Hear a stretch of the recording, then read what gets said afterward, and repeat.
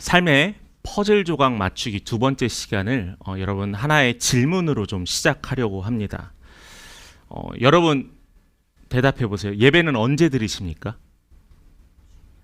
주일에. 예배는 몇 번 드리십니까? 매일요. 이게 정답이죠. 근데 참 그게 쉽지 않습니다. 근데 예배라고 하면은 우리가 다 성도들이 주일, 일요일, 딱 오전이라고 딱 이게 어떻게 보면 딱 박혀 있는 것 같아요. 그런데 정답은 아까도 이야기했지만은 예배는 매일매일 이어야 합니다. 그런데 우리의 큰 변화가 하나 있었어요. 여러분 기억하시겠지만은 약 5년 전에 코로나라는 정말로 통제가 불가능한 전염병이 우리 안에 깊숙하게 자리 잡았습니다. 한국 교회는요, 정말 저도 유학 생활하고 또 해외 선교지도 가봤지만은 한국 교회가 정말 잘 모여요. 예배드리기에 진짜 힘을 많이 씁니다. 그리고 한국 선교사님이 간 곳에는 아프리카든 어디든 다 새벽 예배가 있어요.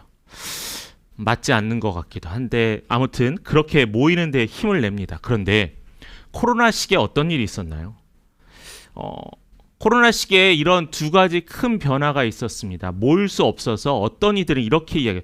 주일에 모여 드리는 예배는 우리는 절대 포기할 수 없다라고 주장하는 사람들이 있었습니다. 주일에 공동체가 함께 모여서 예배드리고요, 하나님의 말씀을 듣고요, 이 성찬의 은혜를 함께 나누는 것, 바로 이것이 중요하다는 거죠. 그래서 온라인으로 예배를 드리거나 개인이 집에서 가정에서 각자 드리는 예배가 이 주일의 예배를 대체할 수 없다라고 주장하는 사람들이 있었습니다. 반면 또 한쪽에서는 어쩔 수 없는 상황이기도 하지만 이 틈에 이 기회를 통해서 우리의 삶에 매일매일이 예배드리는 삶의 자세를 갖자라는 운동도 또한 있기도 했습니다. 그래서 교회만이 해결이 된다? 안 된다라고 말하는 게 아니었어요. 저는 여러분 예배자에게는 특정한 날과 특정한 장소와 특정한 시간이 중요하지 않습니다. 여러분 우리 교회에 좀 새벽 예배 가운데 신년 초에 또한 송구형 고난주간에 드린 예배 때 우리는 좀 안 쓰는 단어가 있어요. 혹시 뭐 안 쓰신지 아세요? 특별이라는 말을 쓰지 않습니다. 어떤 분들은 특별한 날이고 특별한 은혜를 사모해서 모인다고 하지만은 사실은 우리의 매일매일이 특별하다고 저는 생각하거든요. 그래서 저는 좀 특별이라는 단어를 좀 안 쓰고 있습니다. 맞습니다. 예배는요, 특정한 날과 장소가 중요한 게 아니에요. 그런데 이 두 입장의 문제가 뭐냐면은 양극단으로 가고 있다는 겁니다. 주일 예배만 드리고 평일엔 믿음의 생활의 모습이 보이지 않는 사람들이 생기기 시작했고요. 또한 반대로 매일이 예배라고 하면서 사실은 그게 사람들에게 듣기 좋은 말로 보여지는 경우도 많다라는 거예요. 저도 주위에서 이런 이야기 합니다. 목사님 매일매일이 저는 예배로 삽니다 하는데 그 사람을 보면서 매일매일이 예배냐고요? 아니요, 그렇지 않더라고요. 그냥 말뿐이에요. 그냥 듣기 좋은 말이에요. 왜냐하면 사실 매일매일 예배자로 산다는 건 너무나 어렵거든요. 우리가 이렇게 예배드리는 것은 주일 하루만이 아니라 하나님의 우리의 모든 날의 주인이라는 것을 고백하는 거거든요. 그렇지만 주일의 예배는 여러 날 중에 하루가 아니라 신앙의 중심과 방향을 잡아주는 큰 조각이라고 여러분 이해했으면 좋겠습니다.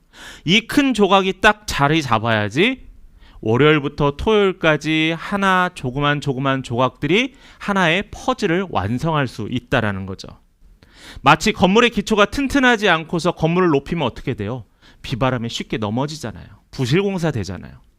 마찬가지로 우리의 삶의 주일의 예배의 이 기초가 잘 세워지고 매일의 삶을 통하여서 예배가 세워질 때 우리는 온전한 믿음과 신앙을 가지고 예수가 오실 그날까지 믿음의 여정을 달려갈 수 있다는 겁니다.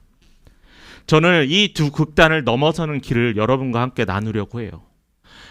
주일의 큰 조각과 월요일부터 토요일의 이 작은 조각들이 모여서 우리의 신앙과 우리의 믿음을 세워간다는 거죠.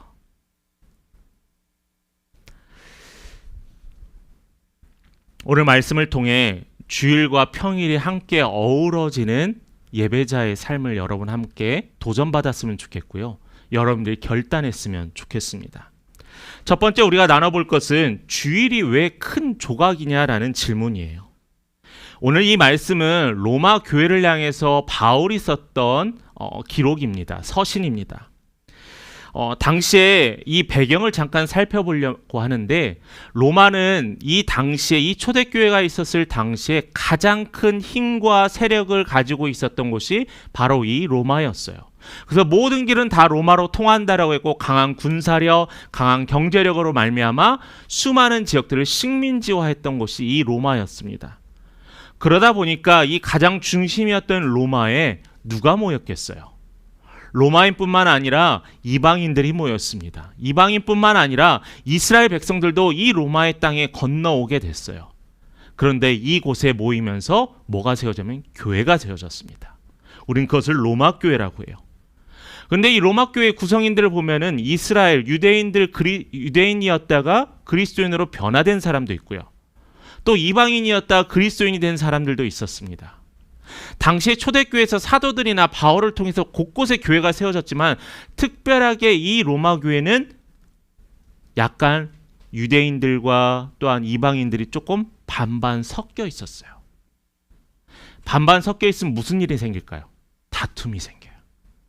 서로 간에 문화의 차이, 습관의 차이로 다툼이 생깁니다. 이 교회 안에서도요, 예배의 방식이 때문에, 또한 율법을 지키는 마니아의 문제로, 또 삶의 기준에 관해서 각자의 문화를 가지고 기준을 세우니까 다툼이 자꾸 생겼던 거예요. 그래서 이 바울은 이 로마 교회에 이 서신을 썼던 겁니다. 1장부터 11장까지가 있고, 또 12장부터는 분명히 하나님께서 바울을 통해서 하시고 싶은 말씀이 있었어요. 그 말씀이 뭐냐? 이 복음이 예수 그리스도가 우리를 위하여 십자가에 달려 돌아가시는 이 복음이 우리 삶의 예배로 자리 잡아야 한다는 강력한 외침이 있었다는 거죠. 우리 오늘 함께 보았던 1절의 말씀을 같이 읽어보겠습니다. 천천히 함께 읽겠습니다. 그러므로 형제들아, 내가 하나님의 모든 자비하심으로 너희를 권하노니 너희 몸을 하나님이 기뻐하시는 거룩한 산 제물로 드리라. 이는 너희가 드릴 영적 예배니라. 화면 그대로 놔두시고요. 우리 이 말씀을 핵심 단어 몇 가지를 가지고 좀 말씀을 좀 파봤으면 좋겠어요. 첫 번째로 여러분 보는데, 모든 자비하심으로 너희를 뭐 한다고 했죠? 권한다라고 했습니다. 권한다라는 게 뭐예요? 야, 너 이거 해! 이거 해야 돼! 라고 강조가 아니에요. 했으면 좋겠다, 같이 하면 좋겠다라는 호소입니다. 그런데 우리가 여기서 이상해요. 하나님께 예배드리는 게 왜 우리가 강압적이고 하나님의 명령이 아니지? 땅끝까지로 내 복음을 전하라는 그 명령과 같이 왜 예배드리는 것도 이렇게 명령으로 하지 않고 왜 권했을까요? 근데 바울은 신뢰하는 게 있었어요. 뭐였냐면은, 하나님의 은혜를 체험한 사람은 명령하지 않아도, 이 말씀만 들어도 스스로 길을 찾아간다는 거죠. 여러분 삶에 문제들이 있죠. 신앙생활에서 어려움이 있죠. 교회 안에서 다툼도 있을 수 있죠. 근데 여러분, 해결의 방법은 되게 간단해요. 예수 만나면 돼요. 예수가 내 안에 없다 보니까, 예수의 뜨거운 마음이 내 안에 없다 보니까 자꾸 미워지고 자꾸 이치를 따지려고 하고 자꾸 세상의 것을 교회 안에 들여오려고 하는 거예요. 그래서 저는 기도하는 게 뭐냐고요? 성도님들의 삶이 변화되고 성도들의 삶이 취업을 하고 그걸 위해서 기도하지 않아요. 먼저 예수 만나게 해주세요라고요. 예수의 뜨거운 피가 내 안에 흐르게, 우리 성도 안에 흐르게 기도하는 게 가장 모든 문제의 해결 방법이에요. 이것을 놓치는데 제가 무슨 말씀을 전하겠습니까? 이것이 교회 안에 능력이 없고 믿지 않는데 제가 무슨 말을 전하든 어떤 예화를 하든 무슨 의미가 있겠어요? 바울이 이렇게 했던 이유는 은혜를 경험한 사람들이 모두 다 체험하는 반사작용이었기 때문입니다. 자, 그리고 또 그 다음에 중요한 단어를 보죠. 너희 몸이라 라고 했습니다. 너희 몸. 몸이라는 것은 뼈와 육체, 우리 살을 이야기하죠. 그런데 여기에서 말하는 몸은 그게 아닙니다. 우리의 생각, 우리의 마음, 우리의 시간까지를 모두 포함하는 게 우리의 몸이라는 거예요. 또한 이 몸을 가지고 어떻게 하라고 했냐면, 하나님이 기뻐하시는 거룩한 뭐요? 산 제물이라고 했습니다. 살아있다는 게 뭐죠? 우리가 주일에 와서 하나님의 은혜를 체험하고 내가 살아있는 것이 살아있는 걸까요? 아니에요. 월요일, 화요일, 수요일 늘 예수 안에서 살아있는 믿음이라는 거예요. 그러니까 너희 시간과 마음이 너희가 스스로 생각하기에 스스로 재물이 되라는 거예요. 살아있는 재물. 그리고 마지막으로 말씀 봅니다. 너희가 드릴 영적 예배라라고 했습니다. 우리의 삶의 모든 것들을 드리는 예배라라고 했어요. 그렇다면은 이제 말씀 넘겨주셔도 됩니다. 우리 네 가지 문장으로 해석하면 이렇습니다. 여러분 잘 기억하세요. 하나님의 자비로 구원받은 우리는 은혜의 초대에 응답해야 돼요. 두 번째로는 주일의 한 시간이 아니라 삶의 모든 시간을 하나님께 드려야 합니다. 자, 세 번째로 그 헌신은 살아있는 매일매일의 우리의 선택들로 보여질 수 있어요. 사람들한테 보이기 위함이 아니고요. 하나님께 보이기 위함이라는 거죠. 마지막 네 번째로는 예배는요. 감정적인 게 아니에요. 대단히 이성적이에요. 대단히 논리적이에요. 그리고 실제적인 삶이라는 겁니다. 이게 바로 예배예요. 그런데 우리는 큰 조각에 대해서 한번 살펴봐야 되는데 왜 주일이 우리 삶의 큰 조각인지 그 이유를 성경을 통해서 좀 찾아보려고 합니다. 먼저 구약의 근거가 있는데 신명기 5장 12절부터 15절의 말씀입니다. 제가 읽도록 하겠습니다. 중요한 것들만 읽도록 하겠습니다. 여호와 너의 하나님이 내게 명한 대로 안식일을 지켜 거룩하게 하라라고 했고요. 또 넘어갑니다. 13절 엿새 동안은 힘써 내 모든 일을 해라. 14절입니다. 제7일은 너의 하나님 여호와의 안식인즉 너의 여종이나 모든 것들이 어떻게 하라고 했죠? 맨 마지막에 안식하게 하라라고 했습니다. 마지막 15절은 우리 함께 같이 읽겠습니다. 너는 기억하라. 내가 애굽 땅에서 종이 되었더니 너의 하나님 여호와가 강한 손과 편팔로 너를 거기서 인도하여 내었나니 그러므로 너의 하나님 여호와가 안식일을 지키라 하느니라. 아멘. 안식일은요. 하나님께서 6일 동안 창조하시고 마지막에 쉬는 날이 안식일의 의미가 다가 아니에요. 우리가 6일 동안 일하고 하루 쉬었던 게 우리 안식일의 의미가 다가 아니에요. 안식일의 의미는 뭐냐면요. 하나님이 우리를 창조하셨어. 하나님이 우리를 창조하셨고 우리의 주인이시다라는 것을 확인하고 기억하는 거예요. 그래서 우리는 예배드리는 거고요. 그래서 우리는 모이는 거예요. 자, 그래서 우리는 이 6일 동안 또 이 안식일을 통해서 모든 우리의 시간의 주인은 누구라고요? 여호와 하나님이라는 겁니다. 자, 그럼 신약의 근거도 있습니다. 사도행전 20장 7절의 말씀 한번 볼게요. 주간의 첫날에 우리가 떡을 때려 하여 모였더니 바울이 이튿날 떠나고자 하여 그들에게 강론할세 말을 밤중까지 계속하매. 자, 이 말씀의 앞에 보면 그 주간의 첫날이라고 했어요. 한 주의 첫날이 언제죠? 그들이 모여 떡을 떼는 날이에요.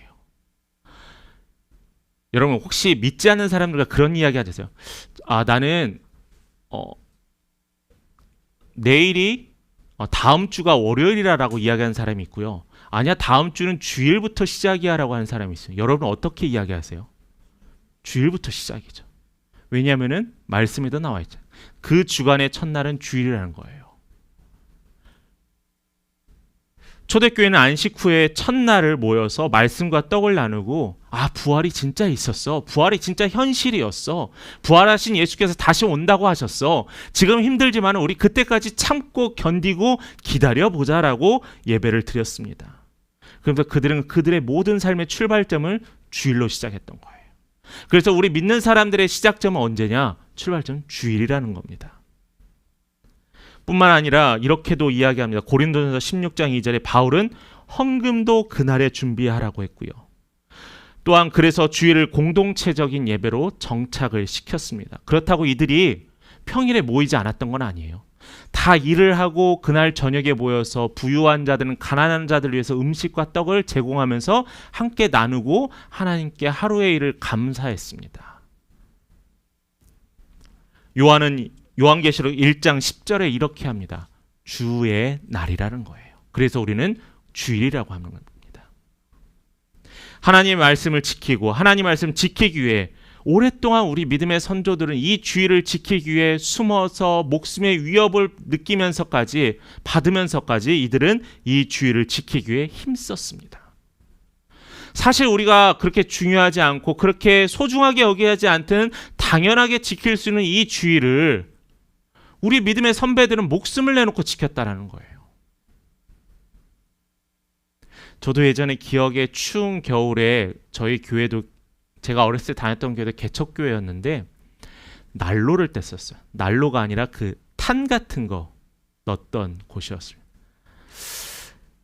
그런데도요, 냄새도 나고 춥고 가운데는 따뜻한데 사이드는 춥니다. 그런데도 모였어요.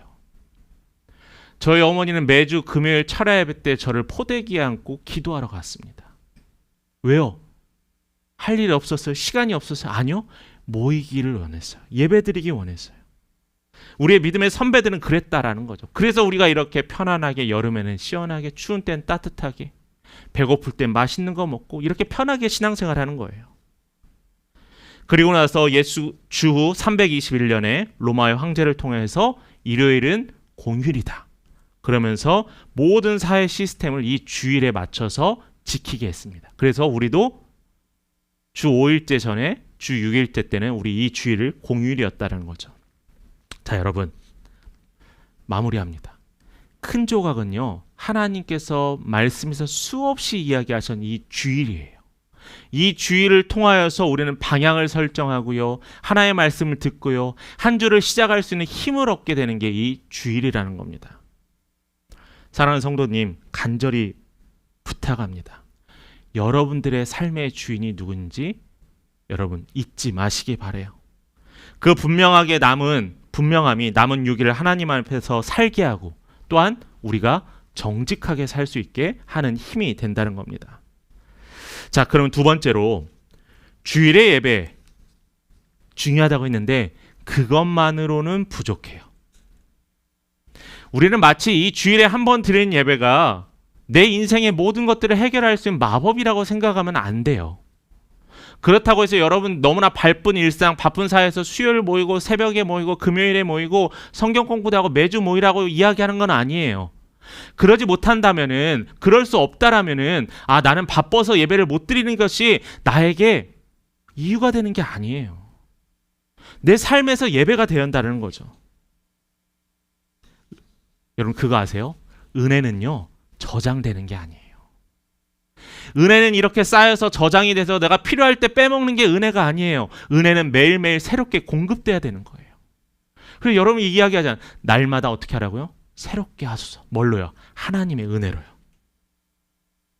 여러분 한번 보세요. 여러분 정말 비싸고 좋은 음식을 가서 먹었습니다. 그날 저녁 나는 오늘 너무 좋은 음식 먹었으니까 배불러서 오늘 저녁 굶어야지, 이 정도는 할 수 있어요. 근데 그 다음날 아침도 굶으시겠어요? 그 다음 점심도 안 드시겠어요? 아니잖아요. 우리의 음식은 매일매일 먹는데 영적인 양식은 왜 우리는 배고파하지 않느냐라는 거예요. 갈급해하지 않느냐라는 거죠. 여러분 그렇다면은 오늘 우리 그 말씀의 답에서 그 답을 확인할 수 있습니다. 2절 말씀을 같이 한번 읽어보겠습니다. 12장 2절 말씀입니다. 시작. 너희는 이 세대를 본받지 말고 오직 마음을 새롭게 함으로 변화를 받아 하나님의 선하시고 기뻐하시고 온전하신 뜻이 무엇인지 분별하도록 하라. 아멘. 말씀 그대로 봐주시고 우리 말씀을 또 한번, 오늘은 짧은 말씀이어서 단어를 중심으로 한번 본문을 해석하려고 합니다. 변화를 받아라는 게 있습니다. 변화를 받아. 변화라는 것은 뭐죠? 완전히 새로워지는 것을 얘기하고 있어요. 나비가 번데기와 누에고치에서 아예 새롭게 날개를 펴고 하늘을 올라가잖아요. 우리가 예수를 만나기 전과 예수를 만난 후에 우리의 삶이 변화가 되잖아요. 변화를 받았다면은, 우리가 변화를 받았다면은 이제 어떻게 해야 되냐고 이야기하고 있어요. 바로 마음을 새롭게 한다는 겁니다. 내가 변화를 받았으니까 내 마음이 새로워졌어. 내가 새롭게 살 수 있어. 그런 것이 단순히 모양의 변화가 아니라요. 내 생각이 변하는 거예요. 내 생각이 예수 중심으로 변하는 거예요. 예수님이 이렇게 하셨지. 내가 신앙생활하는데 이렇게 살아야겠지. 내 삶에 필터가 하나 생기는 거예요. 저도요, 신앙생활을 하고 예수 만나고 나서 계속 뭔가 제 마음을 찌르는 거예요. 지난 시간에 했던 아무런 거리낌 없던 그 잘못된 행동들이 이제는 내 마음을 찌르기 시작해요. 뭐예요? 예수가 내 안에 오니까요. 내 생각을, 내 사고방식을, 내 시간을 예수가 주관하신다고 하셨기 때문에, 내가 내어드렸기 때문에 이제 나는 신경을 쓰게 되는 거예요. 그리고 마지막 네 번째입니다. 하나님의 뜻이 무엇인지 분별하라고 했어요. 삶의 모든 선택을 하나님의 기준에 맞추라는 겁니다. 자, 그렇다면 이 말씀을 화면으로 돌려주셔야 됩니다. 우리의 이야기를 한번 좀 적용해서 해볼까요? 직장 생활을 하다 보면은 거짓 보거나 아니면은 누군가에게 일을 넘기는 경우도 생기게 됩니다. 그런데 여러분, 이때 여러분 어떤 결정을 하시겠어요? 12장 2절 앞에는 너희는 이 세대를 본받지 말고 합니다. 이 말씀이 우리 안에 온다면은 여러분, 본받지 말아야 돼요. 본받지 않는 결정을 해야 돼요. 가정에서 일상이 너무나 바쁘다는 이유로, 내 마음이 안 좋다는 이유로 대화를 소홀히 할 때 여러분 어떻게 해야 돼요? 내 마음을 새롭게 함으로 가족을 섬기는 방식을 다시 되돌려놔야 한다는 거죠. 학교에서나 사회에서는 실적이나 또 학교에서는 성적이 전부다라고 이야기합니다. 그런 문화 속에서 여러분 어떻게 살아야 돼요? 하나님의 뜻이 무엇인지 분별하는 거예요.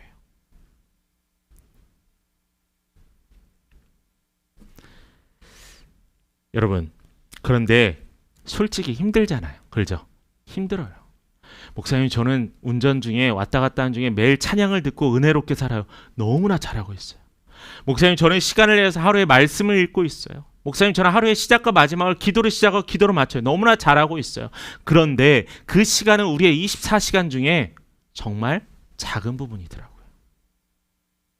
자꾸 잊어버리더라고요.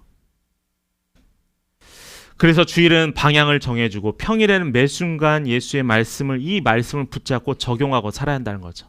한 예를 들어볼까요? 예수의 예를 한번 들어봅니다. 누가복음 4장 16절입니다. 예수께서 그 잘하신 곳 나사렛에 이르사 안식일에 자기 규례대로 회당에 들어가서 성경을 읽으려고 서심해. 자, 여기서 우리가 두 가지를 한번 보려고 합니다. 안식일에, 아직 이때는 주의 날이 없었어요. 안식일에 그다음 뭐죠?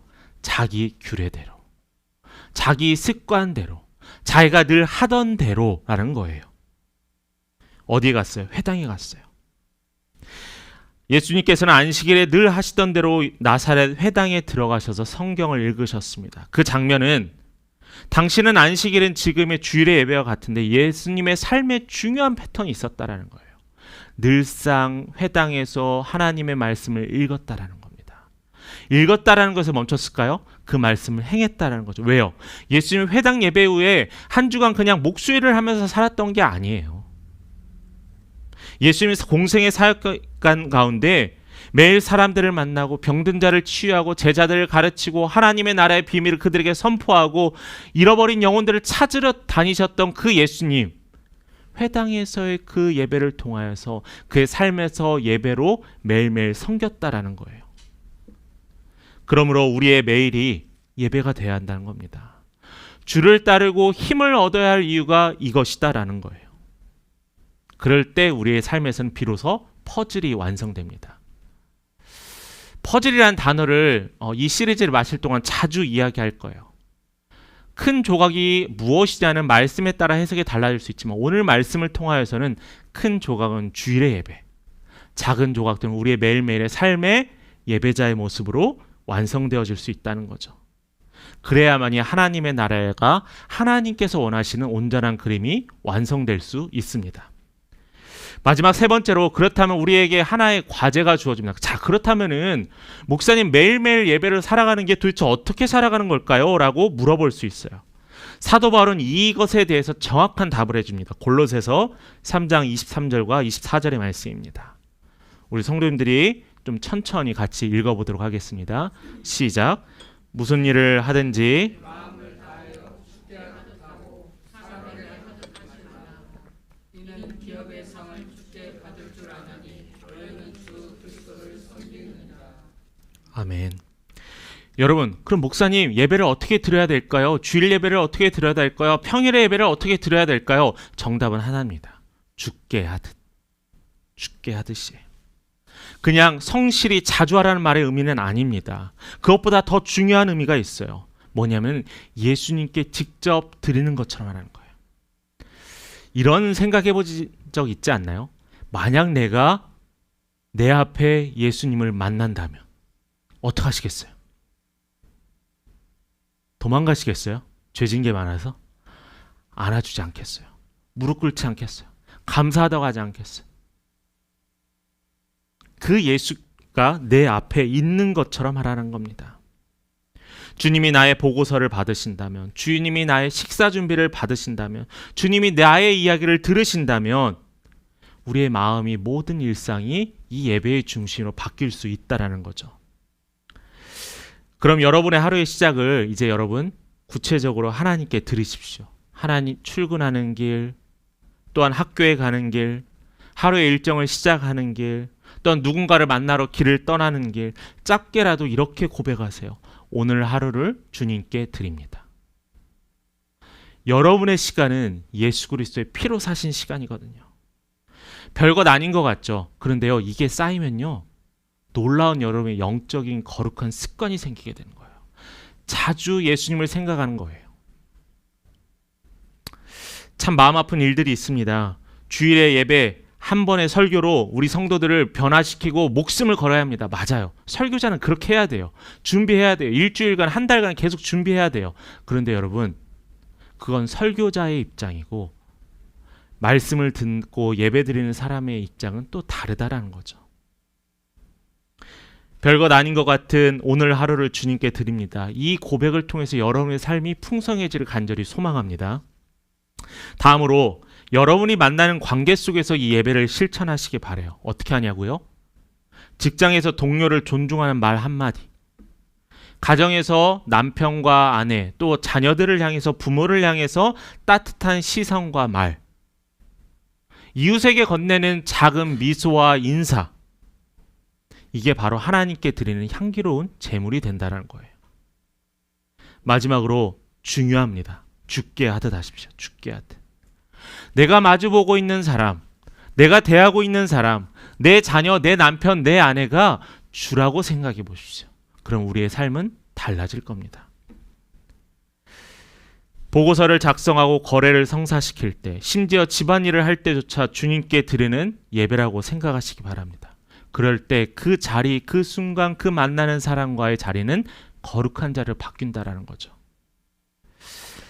그러한 삶을 살았던 수많은 우리의 믿음의 조상들이 있습니다. 근데 제가 여러분에게 몇 번 이야기 드렸던 로렌스라는 분이 계십니다. 그는 주방에서 설거지를 하면서 예수님의 임재, 하나님께 예배를 드렸다는 겁니다. 또한 그는 일상의 작은 일들을 하나하나 하면서 하나님께 예배 드리는 마음으로 모였다라고 합니다. 자, 그렇다면 우리도 우리의 일상의 모든 순간이 하나님과 함께 하려는 마음과 의식이 있을 때 이 주일과 평일이 연결될 수 있다라는 거죠.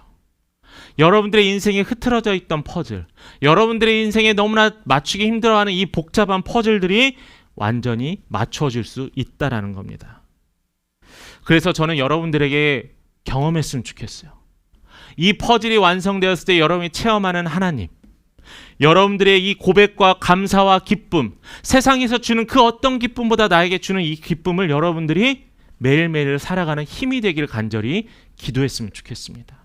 그리고 같이 기도합시다. 오늘 말씀의 제목이 뭐죠? 예배? 이 말씀을 오해해서 혹시 월요일만 예배 드리는 게 아니래요. 오늘 예배를 드렸다면 내일도 예배입니다.